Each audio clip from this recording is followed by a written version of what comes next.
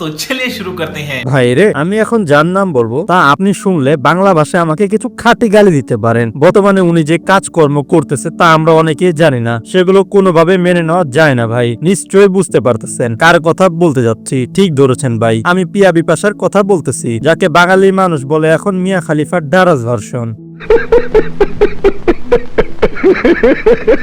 একটা সময় পিয়া বিপাশা ছিল বাংলা নাটকের এক নরম আলো। নিশো ভাইয়ের সাথে পাশে হালকা হাসি, অপূর্ব ভাইয়ের সাথে সংযত অভিনয়, তাহসান ভাইয়ের সাথে সেই ডায়লগ, মানে পুরো ফিল্মি প্রেম ভাই। কিন্তু এখনকার বাস্তবতা পুরাই আলাদা ভাই, অনেকটাই চেঞ্জ হয়ে গেছে। এখন নিজেই নিজের অনলি ফ্যান্সের টিজার ভিডিও বানায়। এটা কি সেই মেয়ে যাকে একসময় বাংলা নাটকের কুইন ছিল ভাই? এখনকার নাটকে সেই নাই, কারণ এখন নাটক থাকলেও ভিডিও ফরম্যাট 18+ হয়ে গেছে। পিয়া আপু আর আপু নাই ভাই, এখন আপু থেকে দুষ্ট ভিডিওর স্টেপ মম হয়ে গেছে।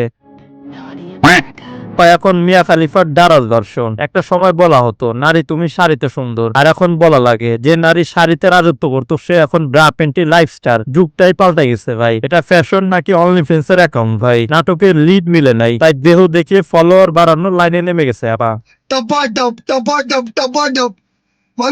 সেলিব্রিটি হবার জন্য এখন চরিত্র নয়, চেহারার মডিফিকেশন করা দরকার। তার শরীর যখন কন্টেন্ট হয়ে যায় তখন সম্মান আর পেশার পার্থক্য মুছে যায়। আগে মানুষ জিজ্ঞেস করতো আপু কোন নাটকে করতেছেন অভিনয়, আর এখন জিজ্ঞেস করে আপু কোন সাইডে আছেন। যে মেয়েটা আগে স্ক্রিপ্ট মুখস্থ করতো সে এখন সার্জারি লিস্ট মুখস্থ করে বসে আছে।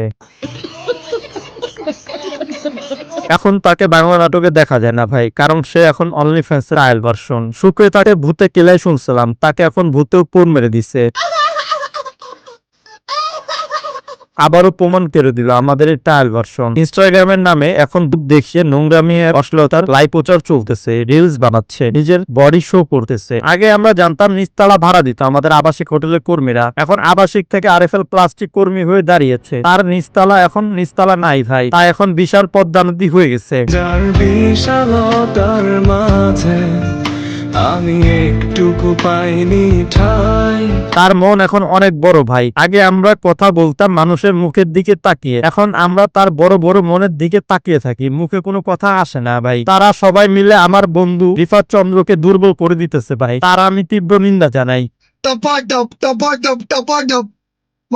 ভাইরে, এই ভিডিওর উদ্দেশ্য কাউকে অপমান করা না, শুধু একটু চোখে আঙ্গুল দিয়ে দেখানো আমরা কোথায় যাচ্ছি। যদি মনে করেন এই কন্টেন্ট মানুষকে ভাবতে বাধ্য করবে তাহলে একটা লাইক এন্ড শেয়ার দিয়ে পাশে থাকেন। আর হ্যাঁ, নায়িকা না সার্কাস ভাই চিনতে খুব আজকাল কষ্ট হয়। ধন্যবাদ পুরো ভিডিওটি দেখার জন্য। সাবস্ক্রাইব দেন, না হলে আপনার বাসায় আরএফএল চেয়ার পাঠিয়ে দিব।